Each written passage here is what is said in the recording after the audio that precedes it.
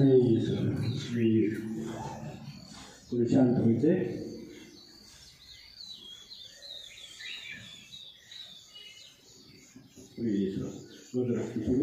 मध्ये बसायचे.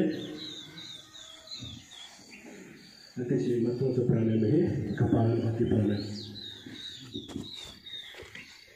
ज्यांना कुणाला वजनासनात बसायचं त्यांनी बसू शकता किंवा आपली साधी मांडी घालायची. पाठीचा कणा सरळ, मान सरळ, हाताची ध्यान मुद्रा.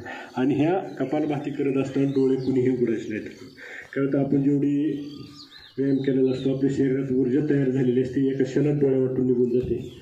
डोळे कुणीही उघडायचं नसतं. पाठीचा कणा सरळ,